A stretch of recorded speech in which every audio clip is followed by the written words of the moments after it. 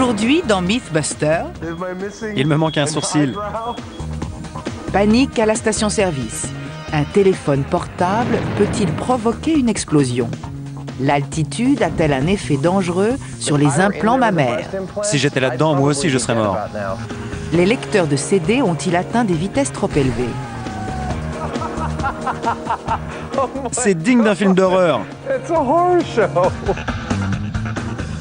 Qui sont les chasseurs de mythes? Adam Savage. T'en es où avec ton église bidon, au fait? C'est pas bidon, j'ai déjà célébré une douzaine de mariages. Et Jamie Heineman. Adieu, monde cruel. À eux deux, ils ont plus de 30 ans d'expérience dans les effets spéciaux. Je me sens sexy. Ils ne se contentent pas de recenser les mythes. Ils les vérifient.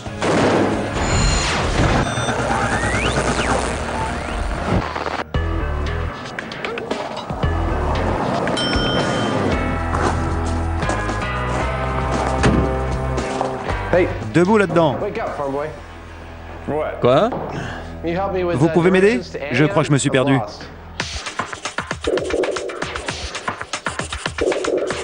Que faisons-nous dans ce musée consacré aux stations-service? Nous allons voir si on peut faire exploser une station-service avec un téléphone mobile. Si ça rate, on pourra tout de même faire sauter quelque chose. Évidemment. Génial. Parle-nous de ce mythe. Tout a commencé par un courriel mettant en garde contre les risques d'explosion dans les stations-service à cause des téléphones mobiles. Les gens y ont cru et dans certaines stations, des avertissements ont été affichés. C'est une très bonne histoire. Le genre d'histoire qui marque durablement l'esprit des gens. La spécialiste des mythes, Heather Joseph Whitham, connaît un certain nombre d'histoires de ce genre. Un cadre roule sur l'autoroute près de Los Angeles quand tout à coup, il entend l'alarme indiquant que son réservoir est presque à sec. Énervé par ce contretemps, il prend la première sortie et s'arrête dans une station-service. Alors qu'il fait le plein, il sort son téléphone portable pour prévenir son bureau. À cet instant précis, une énorme boule de feu apparaît, englobant l'homme et faisant exploser toute la station. Depuis le début des années 90, les cas d'incendie de stations-service n'ont cessé d'augmenter. Les téléphones mobiles en seraient-ils la cause? Le musée de l'essence et de l'huile moteur de Fred Stoke est l'endroit idéal pour mettre ce mythe à l'épreuve. Qu'est-ce que tu fais? Un peu grande pour moi. Fred Stoke collectionnait les pièces détachées de tracteurs jusqu'à ce qu'il les abandonne pour les bidons d'huile. Waouh, la vache! C'est impressionnant. C'est la plus grande collection de bidons d'huile du monde. J'en ai plus de 10 000, tous différents. Je veux une maison comme ça. Il nous faudra une chambre de combustion suffisamment grande à la fois pour contenir une explosion importante et nous protéger de celle-ci. Elle nous servira aussi à contrôler les paramètres du test, tels que l'hygrométrie ou la température. On aura aussi besoin d'essence et d'un moyen d'en vaporiser à l'intérieur. Nous placerons le téléphone à l'intérieur afin de voir ce qui arrive lors d'un appel. Pour construire la chambre, ils vont utiliser des plaques de polycarbonate ultra résistants utilisées en aéronautique et sur les voitures de course. Ça m'éclate ce truc. Le polycarbonate est un plastique extrêmement résistant. On peut le plier en deux, il ne se cassera pas. Il peut arrêter une balle et toutes sortes d'éclats. Franchement, j'adore ce truc. Génial. Sachant que l'explosion risque d'être importante, Adam et Jamie ont ajouté un système de sécurité à leur dispositif. Une ligne de fracture faisant tout le tour de la boîte. Pour éviter que les parois ou les points de soudure ne cèdent, si l'explosion est trop puissante, la chambre est conçue pour se séparer en deux parties. Comme un œuf de Pâques. C'est ça. Sachant que l'explosion peut être plus puissante que prévu, il est bon de prévoir un tel système pour éviter tout accident. Ça me semble plus sûr. Ça aura l'air encore plus cool. Ça aura l'air vraiment cool. Il y a plus de 600 millions de voitures dans le monde aujourd'hui, et ce nombre devrait doubler dans les 30 prochaines années. Les risques d'accident sont donc très importants. Il suffit d'une simple étincelle et de vapeur d'essence. Mais un téléphone mobile est-il capable de catalyser une telle réaction? La probabilité qu'un téléphone portable puisse provoquer ça est très faible. Personnellement, ça me paraît vraiment ridicule. Cette histoire est plus complexe qu'elle n'en a l'air. Statistiquement, les femmes sont plus souvent impliquées dans ce genre d'accident que les hommes. Il se trouve qu'elles remontent régulièrement en voiture pendant qu'elles font le plein. Ainsi, elles emmagasinent de l'électricité statique, ce qui peut provoquer une explosion en cas de contact avec l'embouchure du réservoir ou alors le pistolet. Ça me semble plus plausible. Je suis d'accord. Plus de 50% des accidents se produisent si la personne est remontée en voiture pendant son plein. Bob Renkes, vice-président de l'Institut pétrolier, étudie la question depuis 10 ans. Selon lui, les femmes courent davantage de risques que les hommes. Sur 152 cas étudiés par nos soins, 78% impliquaient des femmes, 22% des hommes. En Amérique du Nord, le pistolet d'une pompe à essence peut être bloqué. Le problème viendrait donc du fait que certaines personnes remontent en voiture pendant qu'elles se servent en carburant. Sans le savoir, elles transfèrent ensuite la charge électrostatique qu'elles ont accumulée au volant directement dans le réservoir. Cette décharge peut être mortelle. Voiture grise, il n'est pas remonté. L'étude a confirmé que les femmes sont plus susceptibles de remonter en voiture lors d'un plein. Lorsqu'on fait le décompte final, les femmes sont 6 fois plus nombreuses que les hommes à remonter en voiture. Pour vérifier cette nouvelle théorie de l'électricité statique, Adam et Jamie vont devoir fabriquer un engin permettant de simuler l'effet de friction de vêtements contre le corps, ce qui provoquera peut-être l'étincelle nécessaire. C'est pourquoi les chasseurs de mythes partent en quête de quelque chose d'affriolant. Est-ce que des clients sont déjà revenus vous voir en vous disant qu'ils voulaient quelque chose qui ne provoque pas de coup de jus? En général, c'est l'effet recherché, justement. Il va falloir s'entendre sur les termes techniques. Tout à fait. On en prend 2 de chaque? Pourquoi de chaque? Un pour chacun? Je blague, ne t'inquiète pas. Quitte à en prendre 2, autant en prendre aussi. Oui, on va en prendre un comme ça et un modèle classique. Afin de faire ce test, Adam s'attelle à créer de l'électricité statique qu'il pourra ensuite stocker avant de la décharger à l'intérieur de la chambre de combustion. Ceci est une bouteille de Leyden. J'ai pris un récipient en plastique que j'ai tapissé de papier aluminium à l'intérieur et à l'extérieur. J'obtiens ainsi un condensateur artisanal qui va me permettre de stocker de l'énergie. Vers 1750, des scientifiques de la ville de Leiden aux Pays-Bas ont découvert qu'un système composé de 2 éléments conducteurs séparés par un isolant permet de stocker de l'énergie électrique. Benjamin Franklin s'est servi de ce principe pour faire passer un courant à travers ses invités disposés en cercle. Les électrons sautent de cette barre de PVC dans la bouteille et y restent stockés.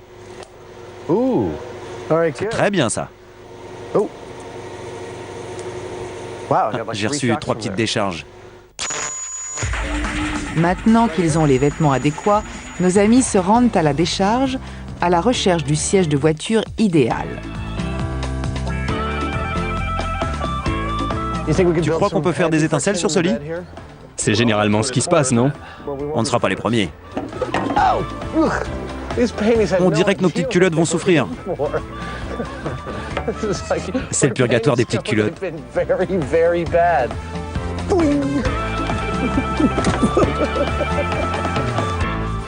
À vrai dire, je ne sais plus lequel choisir. À force de frotter, je vois des sièges de voiture à perte de vue. C'est un vrai cauchemar.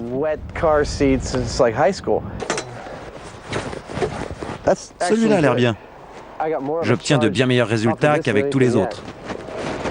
Ils ont trouvé le siège idéal, mais cela leur permettra-t-il d'obtenir l'effet recherché? Je ne vois aucune étincelle. Regarde bien. Ah ouais. Les pompiers sont arrivés sur les lieux du test afin de superviser l'expérience en cours. Qu'est-ce qui provoque les explosions dans les stations-service? Les téléphones mobiles ou l'électricité statique? Voyons voir. On a notre mannequin à qui on a coupé les jambes, notre générateur d'électricité statique sur lequel nous avons fixé de la fourrure léopard et une petite culotte. Ce n'est pas vraiment une science exacte. Les pompiers demandent que l'explosion soit moins importante. Une trop grande concentration de vapeur d'essence transformerait la chambre en une bombe puissante. Qu'est-ce qui pourrait se passer en fin de compte? Dans le pire des cas, toutes les fenêtres des environs seraient réduites en miettes. Je préfère éviter ça. Moi, vouloir gros boom. Couchez, mon bonhomme. Il prend beaucoup de précautions. J'admire son professionnalisme, mais on essaiera quand même d'obtenir la plus grosse explosion possible. Il est temps d'enfiler les tenues de protection. C'est Jamie qui va se charger de vaporiser l'essence à l'intérieur de la chambre. Il choisit d'utiliser un pistolet à peinture afin d'obtenir la concentration de vapeur d'essence nécessaire à l'expérience. J'ai installé le téléphone portable. D'accord. Quand j'appellerai, ce sera marqué explosion. Charmant. Je vais vaporiser l'essence, vous êtes prêts? Comme dans le cas d'une voiture, le mélange d'oxygène et de vapeur d'essence doit être fait dans certaines proportions pour qu'il y ait explosion. Un compteur leur indique lorsque la concentration atteint le niveau souhaité.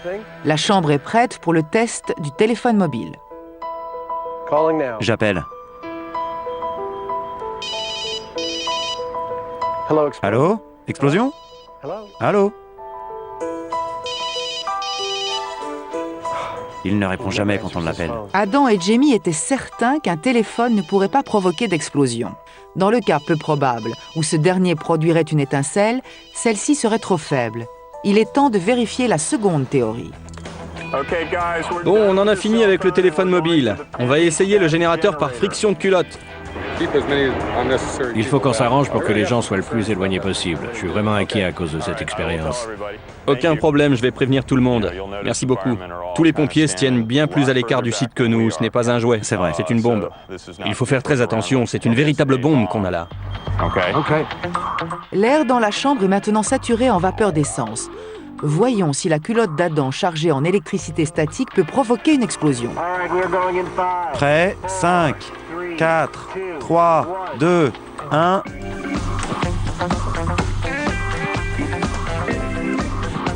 On devrait avoir eu au moins une étincelle. Allez, allez ma puce. Il a dû y avoir 3 ou 4 étincelles depuis que j'ai commencé. C'est clair. Malgré une importante concentration en essence, les étincelles ne provoqueront une explosion que si les conditions sont optimales. Pour l'instant, il ne se passe rien. C'est quand même pas si dur de faire sauter une boîte pleine d'essence. À mon avis, le mélange n'est pas bon. C'est pas plus difficile que ça, il faut revoir le mélange. On arrête tout, on remballe et on rentre à la maison. La queue entre les jambes. Retour au point de départ. Comment un téléphone ou une étincelle peuvent-ils provoquer une explosion? L'ignition reste le problème majeur. Fais gaffe ou alors tu vas démolir tout ce qu'on a fait cet après-midi. Je pensais que les côtés étaient déjà fixés. Je t'aime bien, mais tu as parfois la délicatesse d'un éléphant. Je ne répondrai pas. En utilisant une boîte plus petite, il sera plus simple de déterminer quel mélange air-essence permet d'obtenir une explosion. En étant vaporisé dans un aussi large volume, l'essence doit probablement se concentrer au niveau du sol. Je pense qu'une de nos erreurs concernant la grande chambre a été de placer la source d'ignition en hauteur. On va voir si ça marche cette fois-ci. Pour avoir une source d'ignition plus fiable, Jamie a fabriqué ce qu'on appelle une échelle de Jacob. Ce dispositif produit un courant continu de haute intensité. Il s'agit d'un engin très dangereux qui peut se révéler mortel. Attention avec la plaque de métal. Le courant qu'on utilise ici est très fort. Bon, on éteint et on rajoute de l'essence pour voir si on peut faire sauter quelque chose de plus petit.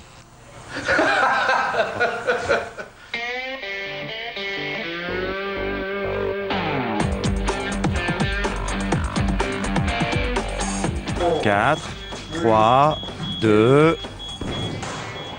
On a fait sauter quelque chose! On a fait sauter quelque chose!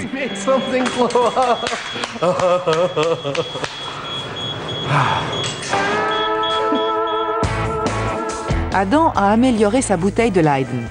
Cette version renforcée va fournir un courant plus fort. Pour finir, Ils ont enfin le bon mélange d'essence et d'oxygène.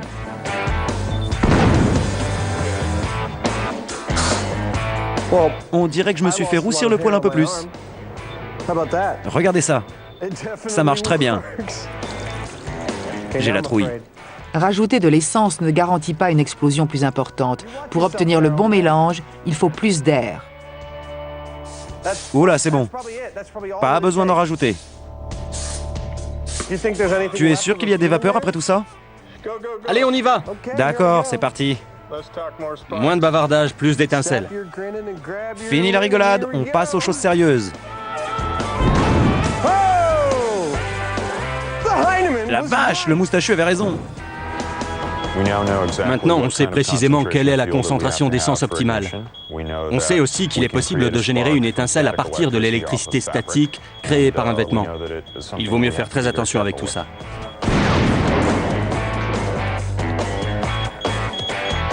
Ça va, je vais bien, pas de panique. Il me manque un sourcil. Un de mes sourcils a brûlé, pas vrai? Une partie de tes cheveux y est passée aussi. Tu rigoles? T'inquiète pas, ça fera bizarre pendant un jour ou deux, c'est tout.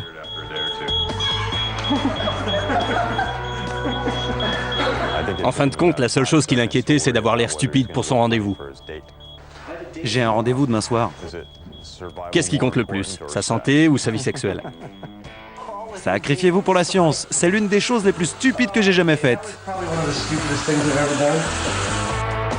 Le problème de l'étincelle est résolu. Le mélange est bon et l'ignition est facile à obtenir. Mais qu'en est-il du téléphone mobile? Est-il toujours suspect dans l'affaire des explosions de stations-service? Nada, rien du tout. Deuxième appel. Pas d'explosion. Dites-nous, Bob, avez-vous entendu parler du mythe des téléphones mobiles faisant exploser les stations-service? Je suis même cité dans ce fameux courriel. Monsieur Renkes préconise de ne pas utiliser de téléphone mobile près d'une pompe à essence.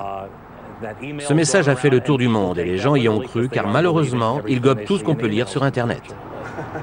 Après avoir étudié des centaines de cas, Bob Renkes peut affirmer que les téléphones portables ne sont pas responsables de ces explosions.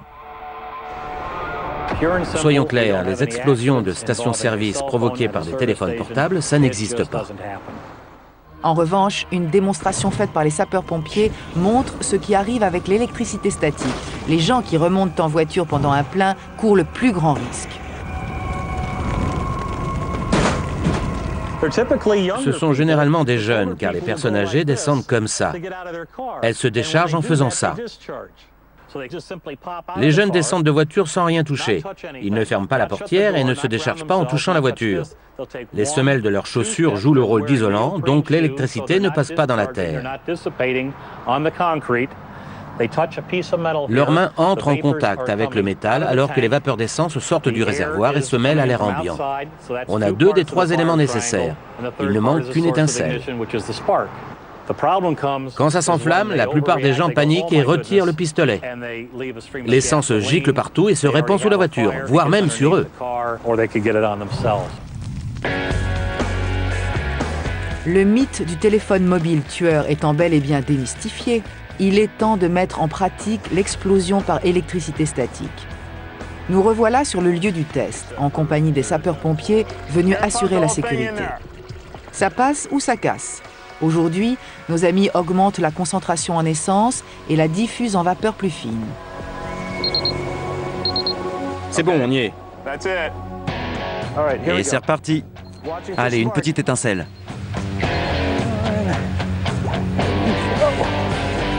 L'air est saturé en essence, mais il n'y a toujours pas d'explosion. Ça commence à bien faire, il y a tellement d'essence qu'on ne voit rien à travers, et pourtant ça refuse de faire boum. Je vois pas ce qu'on peut faire de plus. C'est fini entre nous, bouteille de Leiden.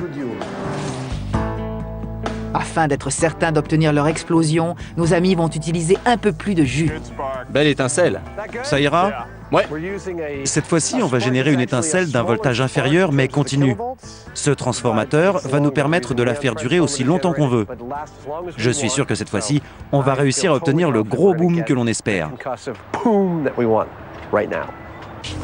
Ok, Adam, on se prépare. Pas de problème, on y va. À vos marques.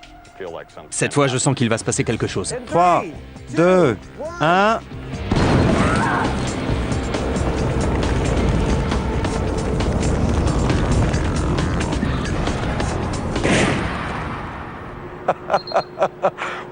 J'ai failli oublier de regarder, c'était vraiment cool. Super. On a réussi. Ouais, Sacrée explosion. tu l'as dit. Le joint d'alu de la ligne de fracture a sauté comme prévu. C'est pas trop tôt, hein. Tout à fait, il était temps. Soyez prudents. Dans certaines conditions, des vapeurs d'essence et une étincelle suffisent à provoquer une catastrophe à la pompe. Bob, que conseillez-vous de faire face à un tel départ d'incendie? Si vous provoquez une étincelle, ne jouez pas au héros. Laissez le pistolet tel qu'il est. Le réservoir se chargera de contenir l'essence. Il faut surtout éviter qu'elle se répande sur le sol. Écartez-vous et prévenez les employés de la station.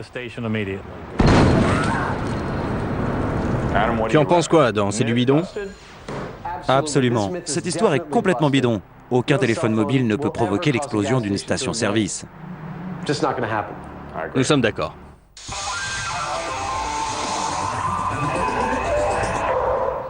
Jamie, Ouais? j'ai des seins. Viens voir ça.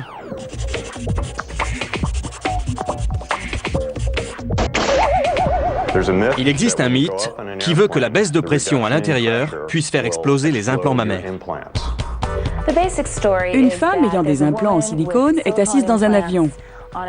La cabine n'est pas pressurisée car c'est un vol intérieur entre San Francisco et Los Angeles, je crois. Tandis que l'avion prend de l'altitude, ses implants se mettent à grossir et grossir et grossir, jusqu'au moment où ils finissent par exploser alors qu'elle se dirige vers les toilettes pour voir quel est le problème.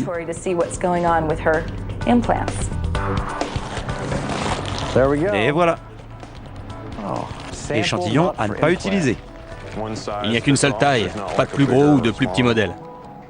On a nos implants. Qu'est-ce qu'il va nous falloir d'autre, Jamie? Il nous faut un caisson pouvant supporter la pression et la dépression. Donc, des pressions positives et négatives. C'est ça. On va utiliser une pompe à vide et une pompe foulante. Et on va fixer les implants sur un corps quelconque. La gélatine balistique serait idéale pour ça. On l'utilise pour fabriquer un torse sur lequel on pose les implants. Ça ressemble beaucoup à la peau, donc on verra s'il y a des mouvements. Comme c'est translucide, on verra ce qui se passe. Oui, ça fait bizarre. Tu sais quoi? Comme je n'en ai jamais eu, je ne sais pas ce que ça fait. Personnellement, j'aime bien. Je me sens devenir femme. Enlève ça, tu me fous la trouille.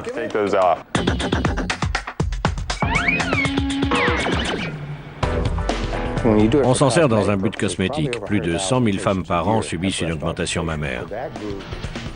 Le docteur Grégory Georgiède, chirurgien esthétique, connaît très bien le sujet. Il a posé des milliers d'implants en 25 ans de carrière. J'ai entendu parler de ça. Il arrive fréquemment que des patientes très actives me posent des questions. Est-ce que leurs implants vont exploser si elles font de la plongée ou si elles prennent l'avion? Vous a-t-on rapporté des histoires selon lesquelles ce serait arrivé? Non, je n'en ai jamais entendu parler. Et je n'ai jamais vu de patiente dont les implants auraient explosé. Néanmoins, beaucoup de gens sont inquiets à ce sujet.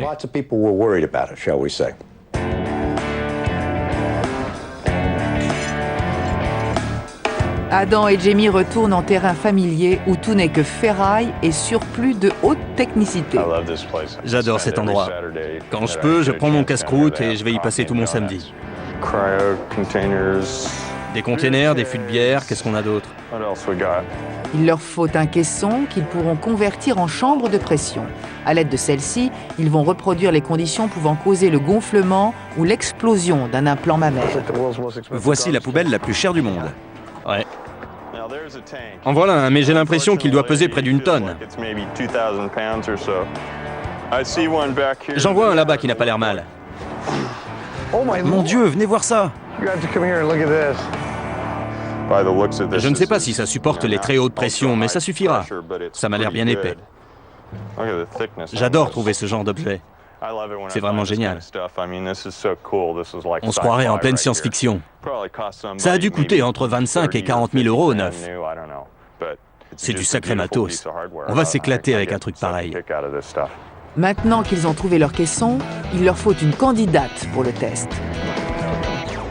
À présent, je vais poser 16 implants sur une fausse femme. Avant, elle était mannequin. Mais elle est tombée en de bien mauvaises mains.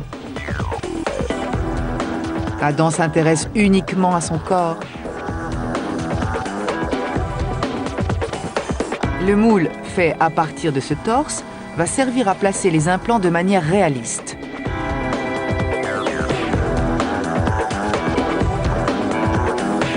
Adam les installe avec beaucoup de précautions, tandis que le gel commence à se solidifier. Le silicone a une densité moins importante que l'eau, donc je les tiens en espérant que l'effet d'aspiration suffira à les maintenir au fond. Ça n'a pas l'air mal pour l'instant. Je vais revenir voir dans 20 minutes. Il est essentiel que le caisson soit parfaitement étanche. Pour ce faire, certains hublots sont ressoudés et d'autres remplacés. Pour finir, ils ajoutent une jauge de pression. Le torse en gélatine est fin prêt. Les implants sont parfaits. Regardez ça, c'est une œuvre d'art. J'ai réussi.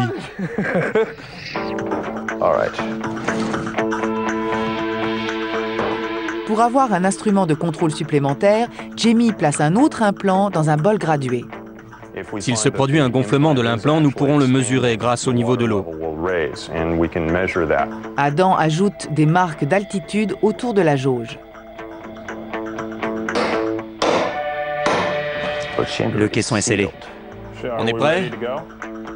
Pour le premier test, les implants subissent une pression équivalente à celle d'une cabine en plein vol, soit une altitude constante de 2500 mètres au-dessus du niveau de la mer.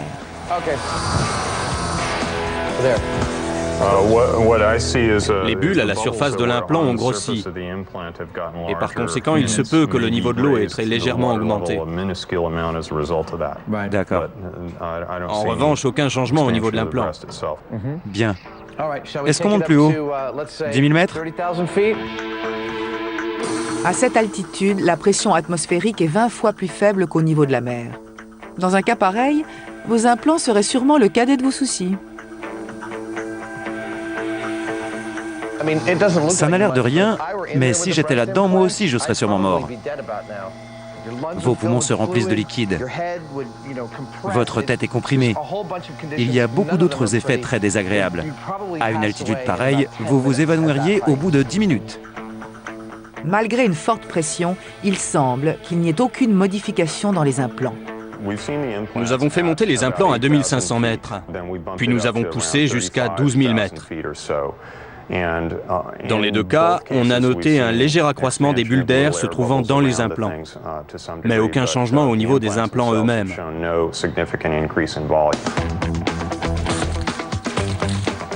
Adam a une autre théorie, injecter de l'air dans les implants pour provoquer un défaut. J'ajoute de l'air dans chaque implant, 3 cm3 dans le droit et 10 dans le gauche. On est à 12 000 mètres. Il n'y a aucun changement notable au niveau des poches d'air. L'air se dilate très facilement. Le ballon que l'on a mis à l'intérieur a atteint le double de sa taille de départ. Par contre, ce n'est pas le cas pour les implants. Je ne vois aucune différence. Moi non plus. Vraiment aucune. Les basses pressions dues à l'altitude ne donnant rien, Jamie va utiliser un caisson plus petit pour recréer les hautes pressions ressenties lors d'une plongée. Le résultat est plus qu'explosif. Le seau a cédé. Ça va les gars? T'as tué un éléphant? En tout cas, j'ai les oreilles qui sifflent. Il n'y a aucun blessé, mais Jamie a eu chaud. Un changement de pression rapide peut provoquer des dommages du point de vue auditif. Les hautes pressions n'ont pas causé de changement notable au niveau des implants. Mais qu'arriverait-il si quelqu'un portant des implants passait en un instant du fond de la mer au sommet de l'Everest? Est-ce qu'on pousse à 10 000 mètres?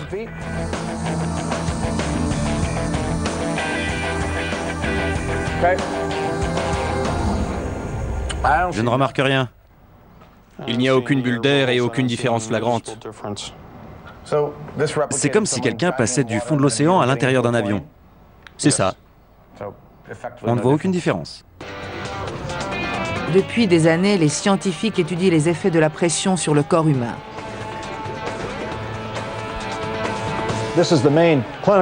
Nous voici dans la chambre principale. Attention à vos têtes. On remplit toute cette pièce avec de l'air comprimé. Le docteur Richard Vann, qui travaille au Centre de médecine hyperbare, en connaît long sur les questions de pression, ainsi que celles que se posent les porteuses d'implants. On nous pose souvent des questions concernant les implants mammaires. Cela concerne surtout les dangers inhérents à la plongée. Nous avons donc décidé de mener une étude sur le sujet. Par conséquent, nous avons travaillé en relation avec des chirurgiens esthétiques. Le docteur Grégory Georgiède a fourni les spécimens en vue des tests de pression dans le laboratoire hyperbare. Les résultats de ceux-ci ont été très probants. Il s'est avéré qu'il n'y a rien à craindre dans des conditions où la patiente peut survivre. L'implant peut doubler, voire même tripler de volume avant qu'il ne cède. Si une patiente se trouvait dans les mêmes conditions que celle du test, elle mourrait à cause des bulles d'azote se formant dans son cerveau du fait de la pression avant que l'implant n'atteigne une telle taille. Pourquoi pensez-vous que les gens aient pu s'inquiéter autant? Ils se sont inquiétés à cause des gros titres des journaux à scandale. Il s'agissait d'une bonne histoire de plus après le Yeti et le monstre du Loch Ness. Le mythe des implants explosifs semble s'être plutôt dégonflé. Il faut que je lance fort. Surtout pas! Ça fait mal! Mais cette histoire n'est pas terminée. Adam va essayer un soutien-gorge gonflable. Jamie, tu peux venir m'aider? Il y a une histoire plus ancienne. C'était pendant les années 50. Une représentante vendant des soutiens-gorge gonflables était dans un avion dont la cabine n'était pas pressurisée. En bonne représentante, elle portait le produit qu'elle vendait. À mesure que l'avion prenait de l'altitude, son soutien-gorge s'est mis à grossir et grossir. Les autres passagers ont commencé à paniquer, donc elle a dû passer le reste du vol en compagnie des pilotes, chose qui ne se faisait pas à l'époque. Alors ça craint. Je n'aime pas ça du tout. Adam est volontaire pour tester le soutien-gorge gonflable à une altitude de 2500 mètres. Prêt à dépressuriser le caisson. Procédez par palier. Comment ça se passe, Adam? Est-ce qu'ils grossissent? Affirmatif. Je confirme que mes seins grossissent. Je répète, mes seins grossissent. Ils sont beaucoup plus durs. Mais malheureusement, rien n'a explosé. Il n'y a pas eu énormément de changements. Après tout, ce sont des poches de vinyle, donc elles résistent plutôt bien à la pression. Quoi qu'il en soit, ils étaient plus fermes à 2500 mètres, mais pas tellement plus.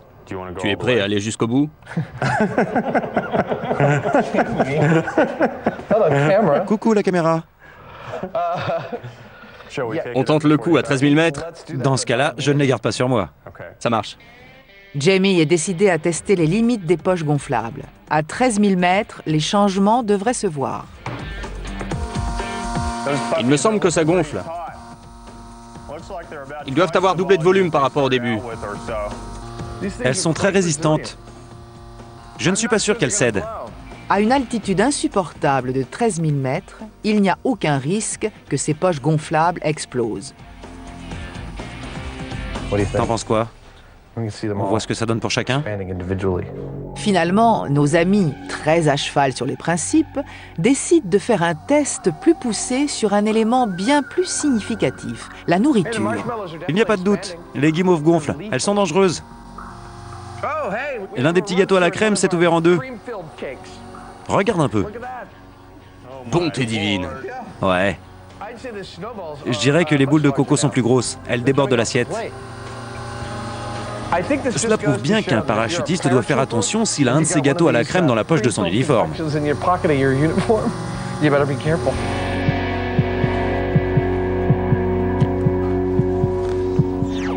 Qu'est-ce que ça donne avec les implants explosifs?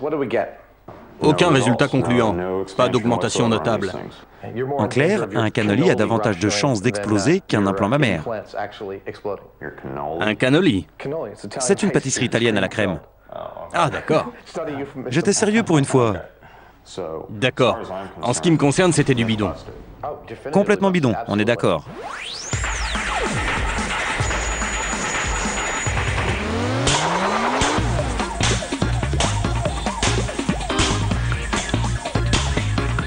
Oh, on doit tester des CD-ROM.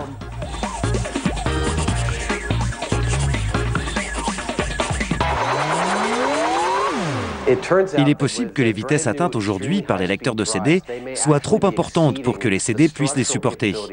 Par conséquent, les CD éclatent en 1000 morceaux et vont même jusqu'à être expulsés de l'ordinateur. C'est pas vrai. Si.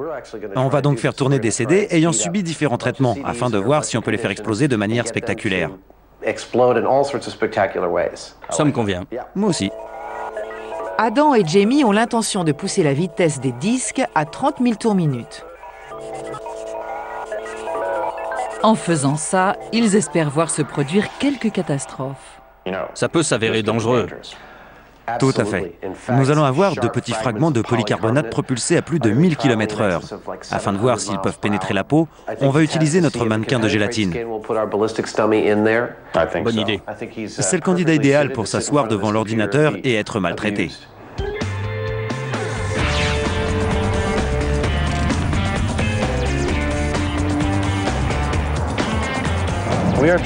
Nous allons chez le plus grand magasin de recyclage informatique de la région qui se trouve dans la Silicon Valley.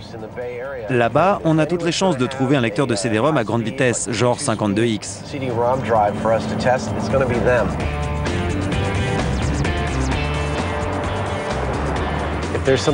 n'y a rien de mieux que de faire les courses dans un magasin d'informatique. Bienvenue sur Adam.com 3.0. Il me faudrait des tours. D'accord. Pour y installer ça. En fait, je voudrais vérifier si les vitesses des lecteurs de CD-ROM ne sont pas trop importantes pour les CD et ne risquent pas de les faire exploser. Vous avez déjà vu ça? Une ou deux fois, oui. Je me souviens qu'une fois, un client est venu rapporter son lecteur. On pouvait entendre quelque chose cliqueter à l'intérieur. En l'ouvrant, on a découvert que le CD avait littéralement explosé en de milliers de fragments. Je m'en rappelle très bien. D'accord, Comme si c'était hier. je vois. Je vais prendre celle-là. 115 €. C'est bien. D'accord. Ça vous convient? C'est parfait. On peut le ramener au labo pour le détruire. Les fabricants de CD sont au courant de ces rumeurs. D'ailleurs, David Bunzel de l'Association pour les technologies numériques s'y intéresse de très près. Toute cette histoire remonterait à un article écrit par un journaliste informatique en Suède. Il avait fait des tests à une vitesse de 30 000 tours par minute, l'équivalent d'un lecteur 52X, et des CD n'avaient pas tenu le choc. Au fur et à mesure du temps, beaucoup de gens dans le milieu nous ont dit que c'est un résultat qui était très difficile à obtenir.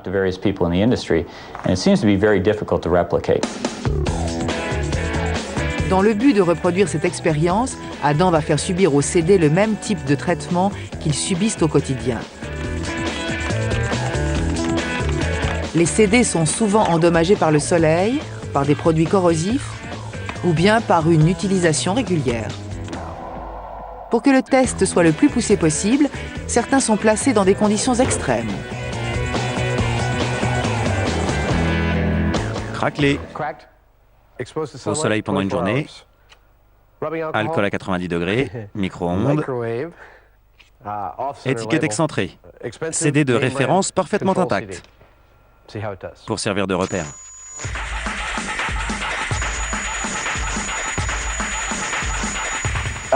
J'ai installé Windows sur cet ordinateur et j'ai ensuite branché ce lecteur en externe.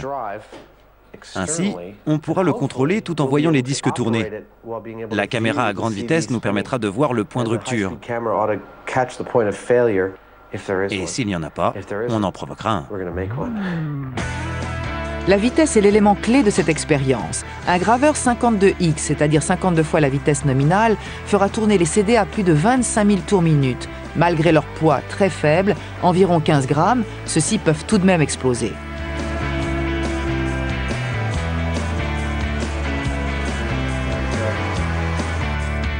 Qu'est-ce que tu dis de ça? Dans sa recherche de vitesse, Jamie adapte des CD sur des outils électriques qu'il a modifiés pour l'occasion. C'est pas vrai. Ça en jette, non? C'est assez spécial. Ça vaut le coup d'essayer. Quelle vitesse? C'est indiqué 10 000 tours minute. Mais je vais installer un moteur à 30 000 tours minute, de chaque côté du disque. Tu crois que le dispositif peut supporter une vitesse 6 fois supérieure à sa limite? C'est marqué super résistant. Adam fabrique un mannequin qui sera disposé dans la zone de test afin de démontrer les risques de blessures. Il utilise de la gélatine, une substance à la consistance très proche de la peau et de la chair humaine.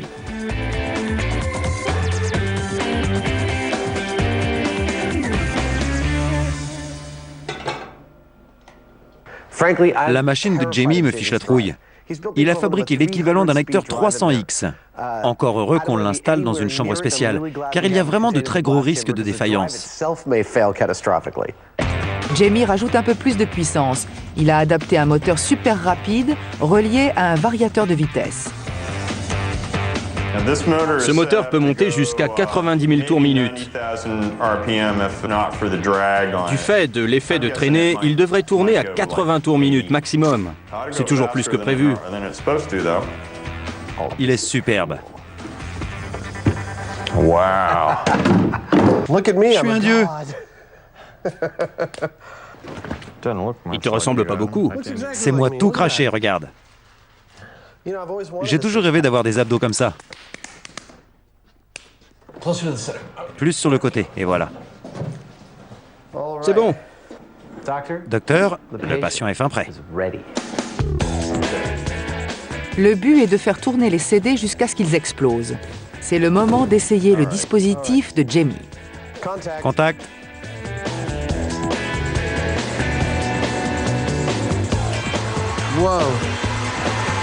Mon Dieu. Plus vite, plus vite.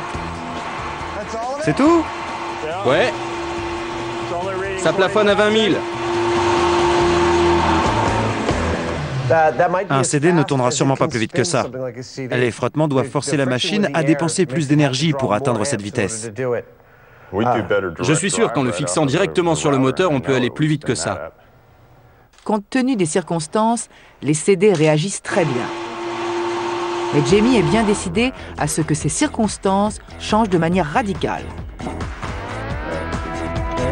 Je veux voir quelque chose exploser. Voilà le CD passé au micro-ondes. Bien. Il a vraiment souffert. Adam est persuadé que le CD qu'il a passé au micro-ondes ne supportera pas ce traitement. Mets la gomme, à fond. Allez, oui. Ça va casser? Le reste se décolle. Aïe, aïe, aïe, aïe.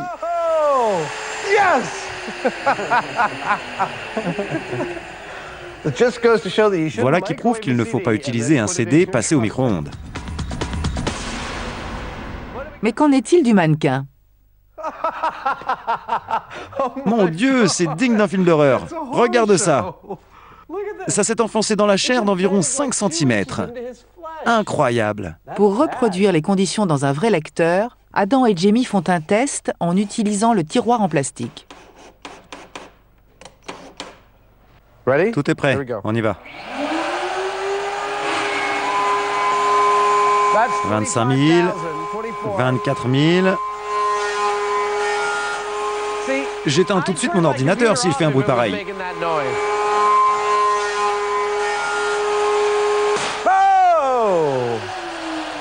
Voilà qui est fait. Défaillance à 25 000 tours minute. Dans le tiroir. En effet, c'était un CD de contrôle. On ne l'a pas endommagé, il était comme neuf. Le tiroir a provoqué l'explosion très rapidement. C'est vrai, on peut sentir l'odeur de plastique brûlé qui s'en dégage. Regarde là.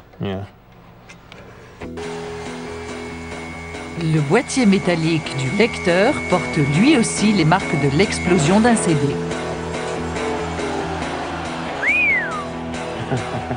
C'est incroyable. T'as vu les dégâts que ça a causé? Les côtés ont été déformés. Il y a des petites bosses, Le métal a été déformé. comme si on avait utilisé un marteau. Si les lecteurs d'aujourd'hui atteignent déjà des vitesses aussi dangereuses, que nous réserve donc le futur?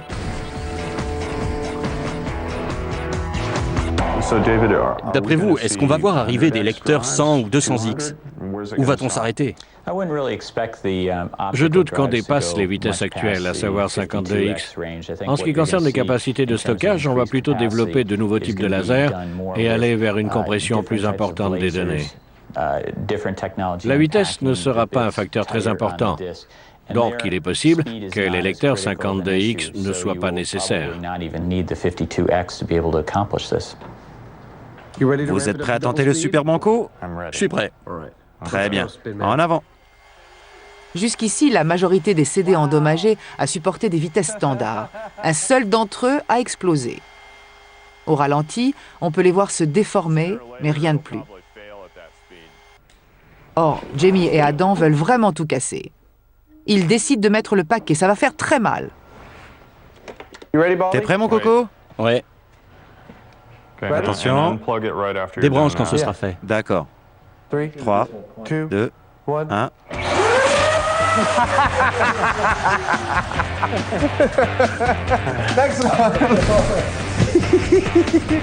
C'est comme allumer un bâton de dynamite.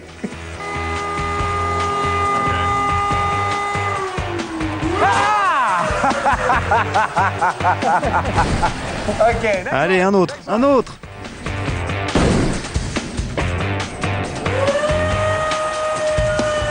Oula, il n'a pas résisté. Débranche-le. Je crois qu'on a flingué le moteur, par contre. Fini pour aujourd'hui. C'est ce que j'appelle du bon travail. Surtout quand on fait exploser autant de choses. C'est incroyable, on se croirait déjà à Noël. En résumé, si jamais un CD explose dans un ordinateur, il y a des risques? Non. Pourquoi ça? À moins d'ouvrir le tiroir et de coller son œil juste devant. Tu sais que j'en suis tout à fait capable. Il existe des moyens plus simples pour se crever un œil. Êtes-vous inquiet de voir des CD exploser dans des ordinateurs? Non, je travaille avec 3 ordinateurs et je ne passe pas mon temps à me demander si je vais me prendre une volée de morceaux de CD. Si on prend en compte les millions de CD qui sont gravés chaque jour et la douzaine de cas qu'on nous a rapportés, on peut dire qu'il s'agit d'incidents marginaux. Tout à fait. Le consommateur n'a pas à s'en inquiéter. C'est vraiment très improbable. Encore un mythe qui s'écroule. Et une autre bonne journée avec son lot de débris et de chaos pour nos chasseurs de mythes.